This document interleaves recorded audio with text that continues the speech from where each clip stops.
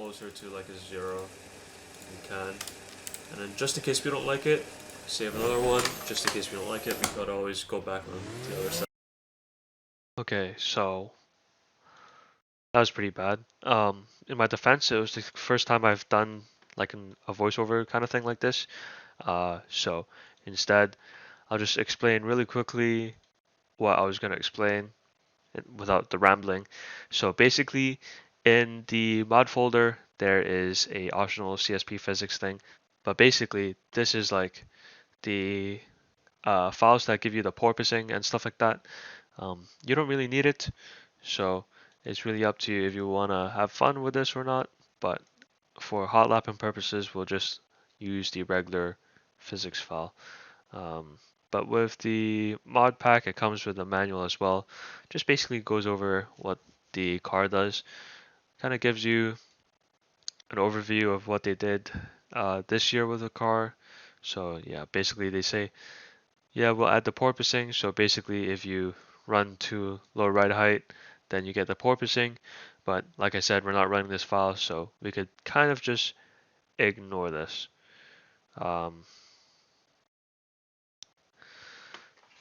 With the tires, basically, I'll go into the tire blankets thing, but basically it's a setting. Make sure this little tire blankets thing is enabled, so you get the correct tire pressure readings while the car is standing, so you don't have the car standing and the tire super cold and the car will sit lower than it actually should be. And as for these, so basically just a table of what kind of temperatures you want to be running. The one you want to be looking for is the Ultrasoft 80 to 100C, and these are the tire pressures you want to be running. I'll go into that in a sec. And here's a screenshot of the ERS settings, the electronic settings that are available. In my subs, I basically stick with build, but I will go into detail later when we get into the car. Here we are in game. Basically, tires. These tire pressures. So, if you, besides the whole thing with the tire wear and the grip, if you run a higher tire pressure, you'll get more straight line speed. If you run lower tire pressures, you get more grip, but sometimes you might be more prone to overheating, so you want to balance that out. And as the document mentioned, you want to be ideally around 80 to 100. And then the OMI, that's outside, middle, and inside. That's the on the surface temp of the tire. As for this little green bar, that's your tire health. So if it's red, then probably time to pit, or you've just completely destroyed them.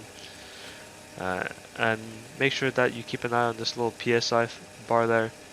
Make sure that's within the optimum tire window. This is for if you do races and stuff like that. Also, let's mute this. There you go.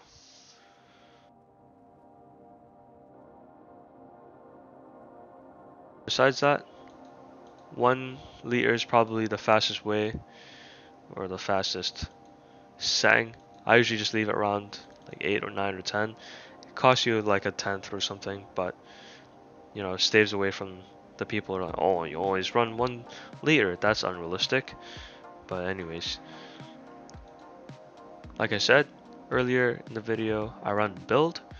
Basically, it uses a really small amount of ERS. Sometimes you might even see me running like no deploy. Basically, the reason why I do this is because it's got less power on the exit of corners, just makes the car a little more predictable and more consistent. And then make sure you bind an overtake button or an ERS deploy button, just so you get all the power out.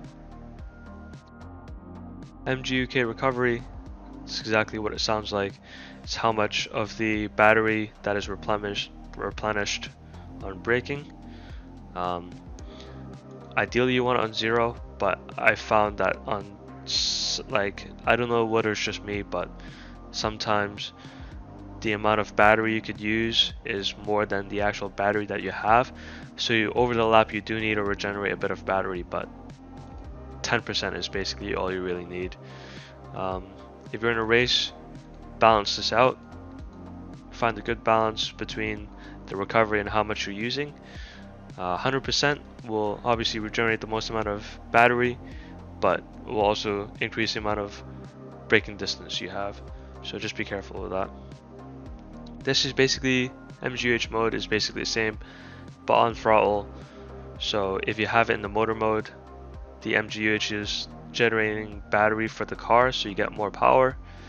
Or battery is if you have on throttle, it's making energy for the car, or like the battery, so it's charging the battery while you're on throttle. Having an overtake button overrides this, but if you decide to go with one of these MGUK delivery presets and you want the most power, you probably want to stick with motor. And engine brake is quite self-explanatory as well. One is like if you're in a manual car and you just left off throttle, you get that engine brake feeling, and then having it on one is like if you're in a manual car, again, same analogy, and you're off throttle and you just put in the clutch or let it coast in neutral. That's what one feels like. Aerodynamics, basically you want to be able to take the most challenging corner comfortably, I guess is the word. So on Silverstone you want to be able to take Kops flat, or on Spa you want to be able to take Puhan flat, or close to flat, or at least comfortably. So I think with the wings, I think for the setup I ended up running with 4.2. So it felt surprisingly comfortable through Kops. There wasn't any nervous moments or anything. So 4.2 is good, but if you maybe run a race setup, maybe 6.3 might be, or maybe even 7.3 might be the way to go. But you lose a bit of time on the straights, and you lose a little more ERS here and there. So 4.2 is probably the way to go. Brakes, you pretty much want to be able to not lock your rears, especially with the slow speed stuff. Obviously you could change the brake bias as the lap goes on, but I personally don't have the mental capacity for that. But if you do, you can definitely do that if you want to. Drivetrain is okay, so in very brief words, so power is the on throttle setting, coast is the off throttle setting. The higher the on throttle setting is, the more oversteer you have because there's more differential locking, and then the lower it is, the more understeer you have, in quotes, because the more open the differential is. But sometimes you want to find a balance, because if it's too open, then it'll let one of the wheels freely spin because the differential is open. So you might have a little bit of issues out of traction zones, but it won't be that big of a loss. But maybe at a track like Monza, you might want to avoid running like super low diff power setting. But at Silverstone, a good balance would be around like 20%. Coast is basically the same thing, but off throttle, the higher this number is, the higher the number this is, the more understeer it is, or the more stable it is because it's locking. It basically wants to go in a straight line if the number is like super high, or if the number is super low, the differential is open, so it basically wants to rotate more. Diff preload is basically the transition between one of the two. So if, say, you're on throttle and you're going into a braking zone, and basically the preload is how long it takes for one to go to another. If this is like a super high number, then it'll take longer, and it'll give the impression that it's understeery in air quotes.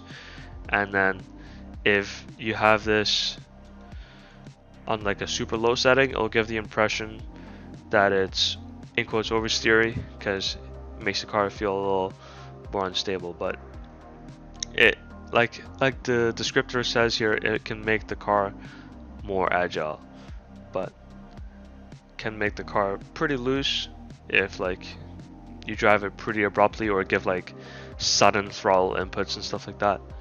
But yes, tow, you want to use this little box here. You ideally want to run it close to 0.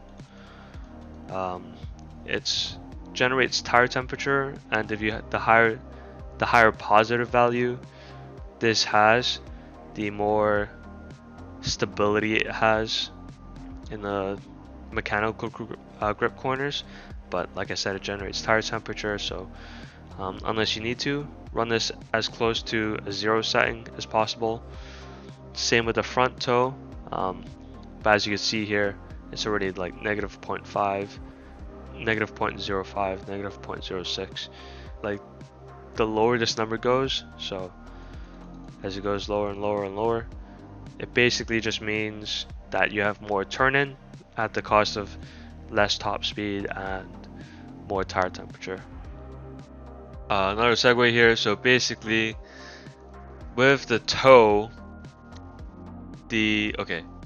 so if I add, so look at the rear toe value here. So the more I click plus on this, the more positive toe I have. So that means like more stability, but like more tire wear as well, and less top speed as well.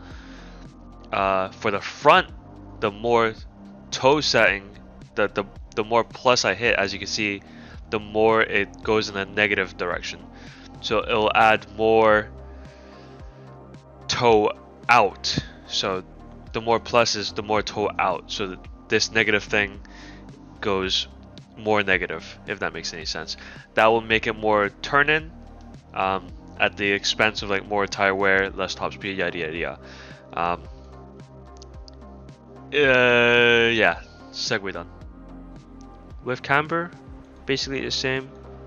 Well, not exactly, but with these you want to run like the highest for time trial, because it gives you the most grip in the corners as well. But in a race you want to balance it out so that you get even tire wear across the tires. Obviously it's not going to be perfect, but obviously you want to strike a balance with that. Suspension, very brief. The less roll bar you have, the more grip in quotes you will have, but it will be less responsive. In air quotes, rear bar is basically the same, but the more rear roll bar you have, the more responsive it will be. But lower roll bar will make it more grippy, but sometimes will make it a bit lazy in quotes. Obviously you want to strike a balance. So wheel rate is basically spring stiffness, basically the same. The higher this number is, the more oversteer you'll have on the rear, and then same at the front, but inverse. You want to think of this roll bar as like a cornering option of the oversteer or understeer, whereas this is like a corner exit, so like on traction zones and braking zones and stuff like that. With travel, basically if you keep this too low, it'll give the impression that like it'll hit the bump stop too soon. Like on the rear, if it's too low, then it doesn't have the ability to travel. So you can imagine as the car is braking, and if this setting's too low, then it will almost try to lift the car off the ground. Also forgot to mention that too much rear travel could cause the car to bottom out, and you get this thing called diffuser stall, which means that when the floor of the car touches the ground, then you get the diffuser, the air going through the diffuser stalls out, and you get a loss of downforce, like a dramatic loss of downforce. So just be careful of that. Too much rear travel could also cause like the car to be a little odd during weight transfers, so like during your braking zones or maybe even acceleration. So just be careful. Travel you definitely want to be using in moderation. So back to the video. Try to keep this like a safe high. Same thing with the front travel, same story, but in a different direction as well. And height, this is the biggest or the most influential setting. So ideally you want to be running this super low setup because a lot of the downforce is generated from the floor, but sometimes it might be beneficial to run like a higher rear so that you get more rake, so that you get more oversteer, because I don't know if any of you guys watched, say, the 2020 Formula 1 season. Red Bull has infamously like high rake that basically gives them a lot of like in quotes oversteer that people like Alex Albon or Pierre Gasly had issues with. But then Mercedes ran an infamously long wheelbase and low rake that gave them their understeer issues and like their issues with tire warm up. But basically the higher this rake is the more oversteer your car is.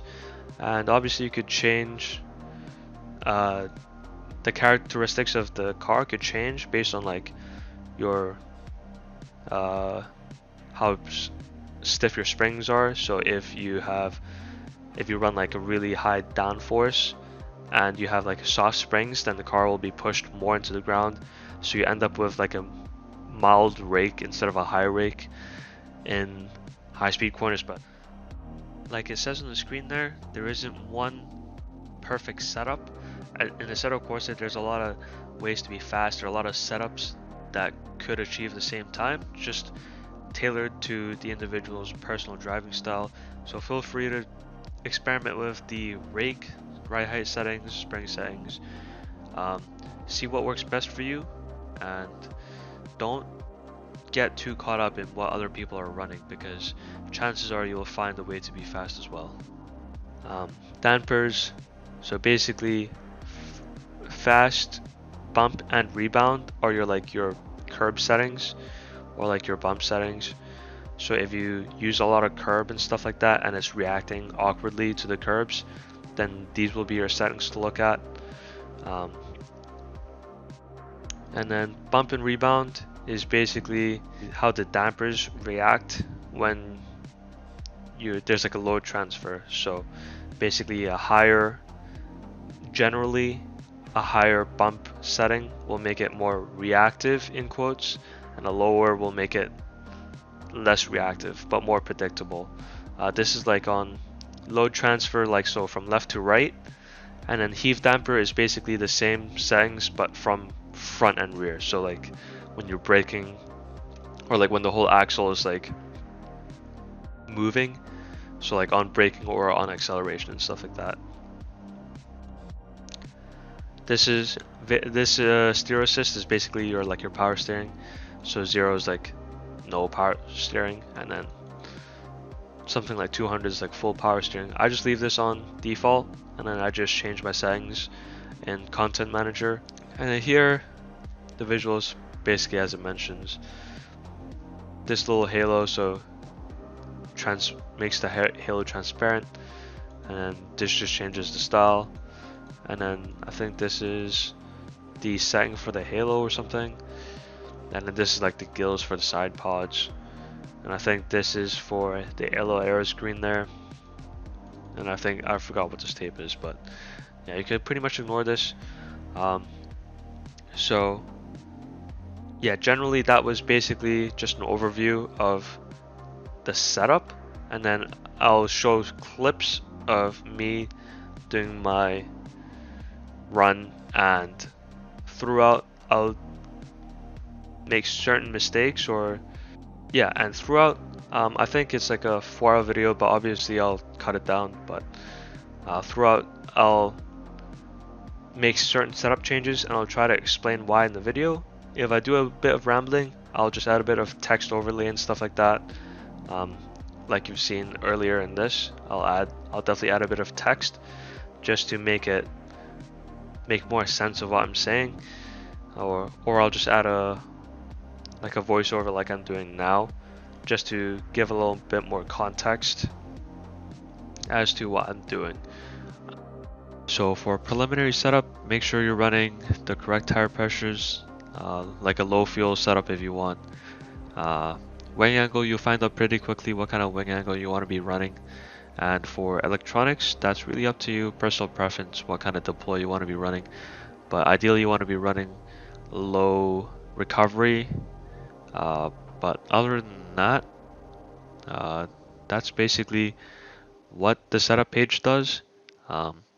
Like I said, in the next video, I'll just go through what my setup, I'll just go through how I develop my setups. But other than that, that's it from me. I'll see you guys in the next one. See you.